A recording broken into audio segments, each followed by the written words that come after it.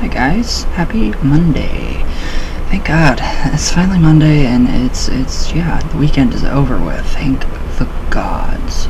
So, anyways, Burns the Dragon TV. We need to get him up to 1,000 subscribers so I can tag him and so other people can tag him too in the videos.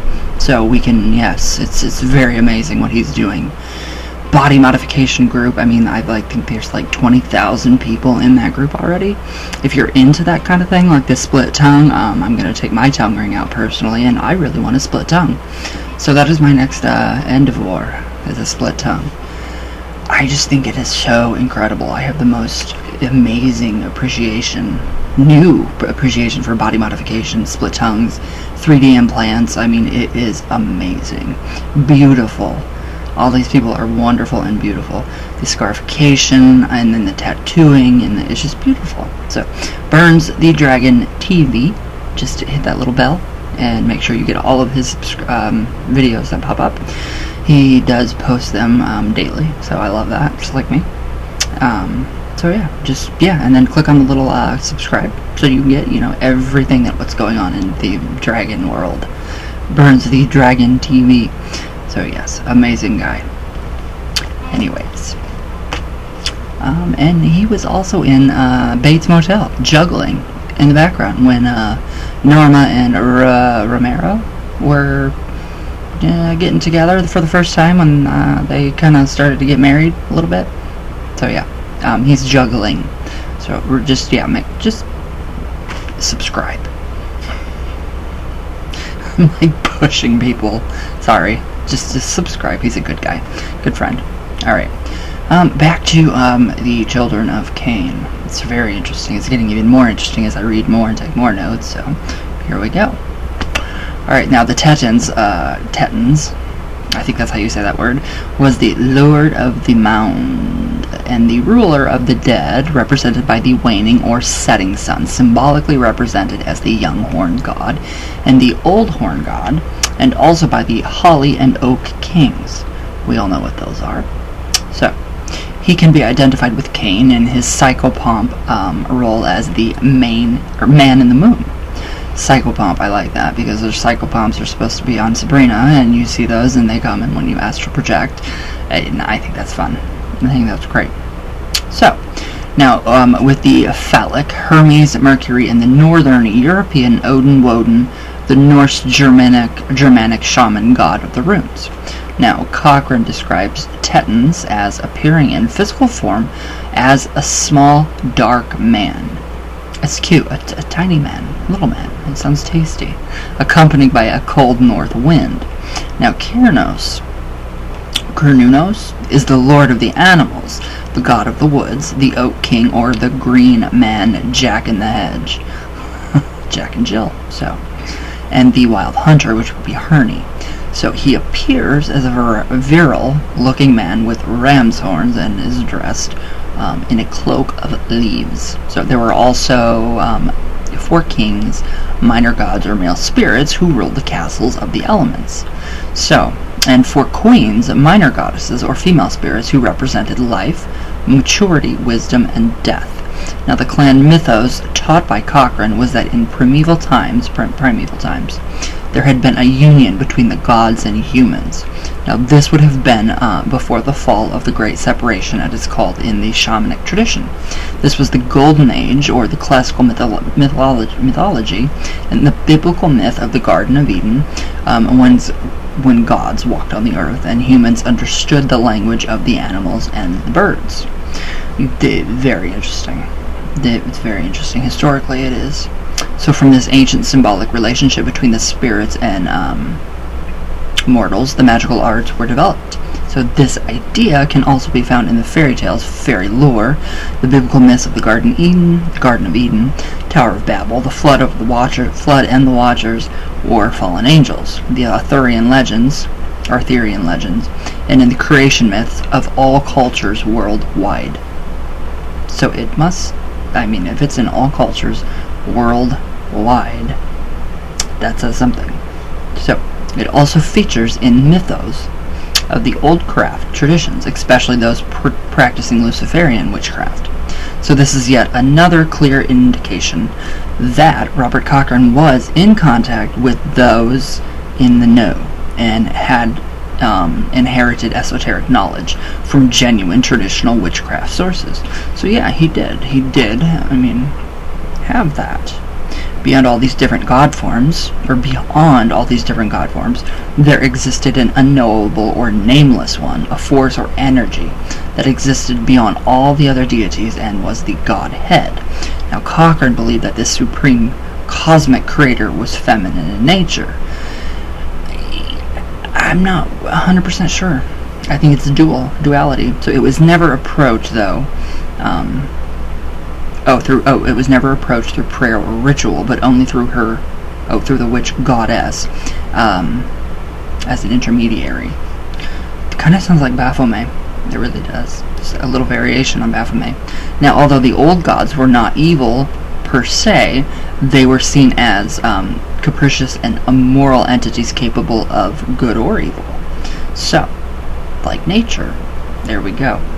Now, as Cochrane said, nothing in creation is purely good or purely evil, which I really like that. I really, really like that. So, these are relative terms that humans use to describe and identify unacceptable mysteries. So, if humans, like the Catholic Church, the early Catholic Church, the early Christians, the Romans and the Greeks, when they persecuted, the pagans for their practices, they did not understand any of it. So what they didn't understand, they feared, therefore it was evil. Same things goes, it's still happening today. And it hasn't really gotten any better, it's just the fact that we don't get burned anymore. Here, anyway, in the United States. Hopefully. Now, to Cochrane, the goddess could represent both light and darkness, good and evil. So these terms, he said, did not really matter, and they don't. So what did matter was total truth, the Godhead, and the acceptance of the will of the gods, of spiritual truth, as opposed to the illusion of the material world. He gets very philosophical, and I like it. I really like it. So again, this is a typically Gnostic view. This is a typically Gnostic worldview that is also common to other old craft traditions. So, over 40 years after Robert Cochrane's premature passing, controversy still rages over his craft legacy. So, it's crazy. It really is. I see people fighting over it still. And I'm just like, yeah, why are you fighting? It's not worth it. So his critics still claim that he was a charlatan who invented a spurious tradition and then falsely claimed it had been passed down through his family. We don't know. We don't know. So, now Evan John Jones admitted more than once that Cochrane was a trickster who used his so-called gray magic to trick, baffle, and confuse people, especially if he disliked or despised them. It gets better. It gets a lot better. Now, Cochrane had mentioned this psychological technique in the article he wrote for Psychic News in 1963. What a lovely year. No, really, honestly, I don't know what that year was like. I wasn't born yet.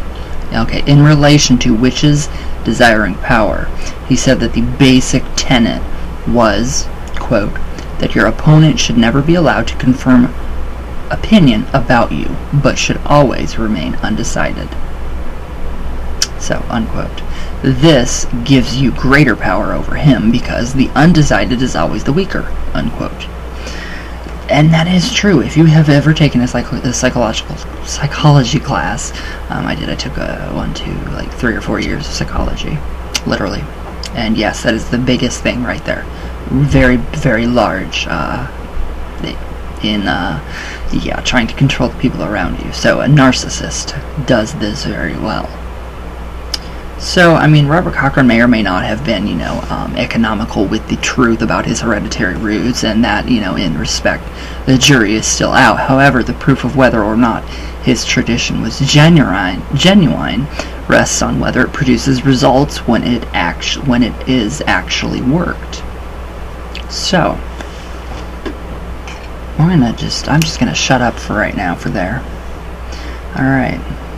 And we will find out if it did. if he did produce results. Hold on, I have to write this down. I'm running out of room.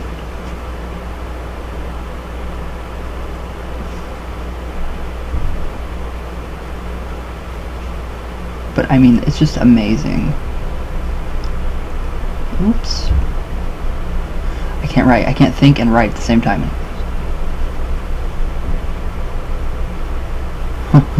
There we go. Newspaper, or not newspaper, but yeah, totally. But yeah, I really think that you guys are gonna really like this, the next part.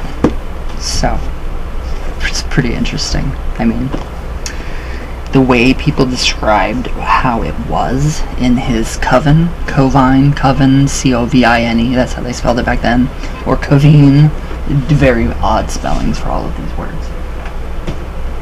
It's just really amazing. It's really, really cool. It's exciting. It really is exciting and neat. So, but yeah, I don't know. So yeah, his I can't wait to tell you guys about, how these people experienced his rituals, and and reenacting the mythologies, and and fleshing lore and myth, and bringing it to life within the circle. And a lot of people have a lot of good things to say about what he did within the circle as opposed to what he did outside. So I'm more concerned about what he did within the circle, the results, what happened, how he did this and that and whatnots, and etc., etc., and then how what his desired result was. Did it always happen? Did it always work? We don't know. I do, because I've read the book, but yeah.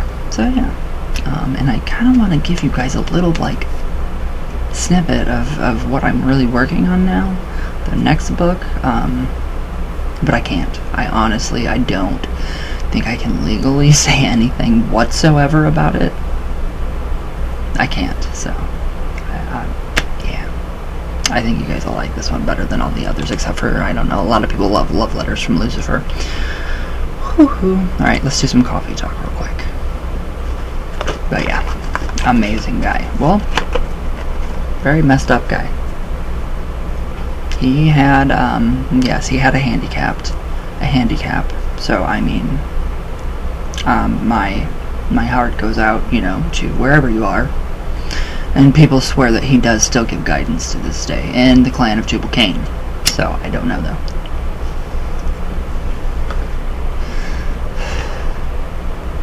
It's very sad that he only lived to be 35. It's very, very sad that he only lived to be 35. So, alright, let's see. So what are you guys doing for, Samhain? Hopefully something fun. Alright. For a minute I forgot what I was doing. I'm like, what am I doing? Duh. Of course. Alright. Can you guys believe Berta from 2.5 Men? The amazing housekeeper. She's gone. Another legend leaves us. Sad. Very sad. Especially Penny Marshall. That was the worst. Alright. Come on, comments. Let's load. Let's see what's up. Come on. Come on. Please. Por favor. Load. There we go. Alright. Alright. Okay, Alice in Chains, I still love how you do. I love how you do. Your name is amazing. Victoria Hades, hi, how are you? S. Sun, hello, hello. Cindy Miller, hi. Careless, hello. Tango Mango, Teresa Walker, Mimi A. Lisa Oaks, hi my love. Nikki Davis, Medina Ray, world's tallest drummer. I am going to ask you, are you really the world's tallest drummer? How tall are you? I'm curious. How tall are you, really? I'm curious. LOL. There. If you're above 5'7", or if you're above 7 foot, I want to meet you. That would be amazing. My favorite, my Shara hair is high love. I love you. Alright, hello from India. Hello from, where am I at? The United States. Skyly Sullivan. Cindy Miller, how are you? I'm alright. I'm alright. Gustavo, hi my brother. I love you. Where have you been? Lady Witch. Stanleyberg. Lindsay Marie. Hello. Bubba Timko. John Ortega. Hi, hi, hi, hi, hi. Hi, hi, hi, everybody. Nazia Majid? I hope I did not butcher your name. If I did, I'm so sorry. Sasha Slaughter. Hi, you. Let's see. JJ Haran. Hello. Cole McLaren. Hello. You're amazing. Kenneth Vernon. Hello. How are you? Melody Lee. TQ Matter. I'm watching this at night. Oh, God. Oh, the Zozo. Yeah. Emily Collins. Hi. Jay Phoenix. Hi, my bro. Robert O'Donnell. Hello. Who else? The Partial Sun. Hi. A Box of Monsters. Jeesh. Nicole Cake. Why are they canceling it? Sabrina. Because it costs too much. They are afraid that the further they go, from what I've read last night, the further they go with Sabrina, cost production. So that is like the main thing, but I don't know, honestly. I don't know the truth. So they have not said anything yet. Hopefully HBO Max picks them up. I know myself, I created a petition. Another Save Chaos group on Twitter started a petition. And it was mentioned in, I think, the news. Was it the news or some news article? Because fans are mad. They're very upset. And why, yeah, they should be. We should be, so. But yeah, I don't know. They've already canceled it. But we do get part 4, so I'm really, really excited for part 4. Okay, Topia. Wow, you guys' names are crazy. I love it. It's just great. Hi, my name is Mike. Hi, Mike. I'm new to magic. Oh, I'm not a witch, though. I want to be a necromancer. Ooh. I can use a divination crystal, but that is about it. Though it does feel like the dead love and support me. They do. Start with your ancestors. Start honoring your ancestors. Give them a cup of coffee and maybe, I don't know, something that they like to eat. It's just a small portion of something like bread and coffee. You don't have to go out and make like a giant meal for them. Yeah.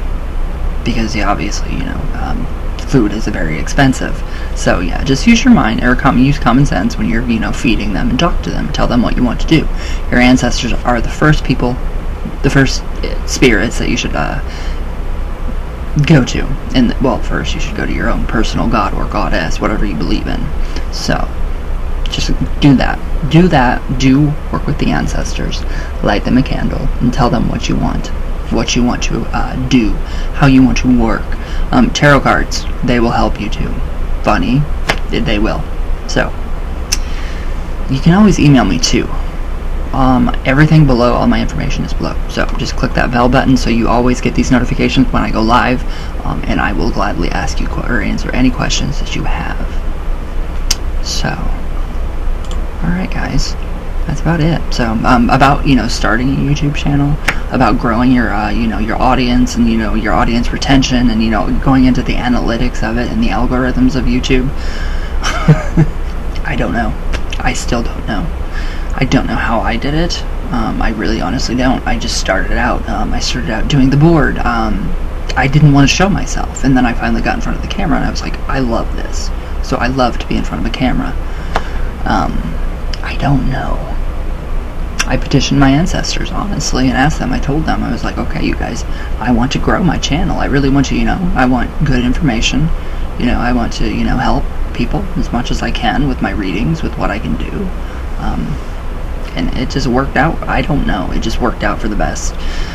Lots of luck, I would say. Luck. A lot of luck and a lot of work. So, but it took me a long time to come from behind the camera to my Ouija session, so nobody knew who I was at first, and now everybody does. So, but I wish I had more tips. I mean, I could, you know, email me, whoever asked me that, how to, you know, start. I'll gladly help you. YouTube creators go in there. You have to have 1K subscribers to actually, monetize your videos and actually make some money off of them. It's really hard. It's a lot of work. You gotta work. So, hopefully these little snippets help. Maybe. So, but alright guys. I will see you guys tomorrow. Ouija sessions will continue tomorrow. Today is a special day for somebody that, my dad, his birthday, whatever. So, I will see you guys tomorrow. And I love you all. Please be safe. All my love all the way from Venus. All the way back down. And the craft comes out the 28th. That's kind of exciting. Kinda. I don't know about that, but we'll see. Alright guys, I love you all, and everybody have a great day.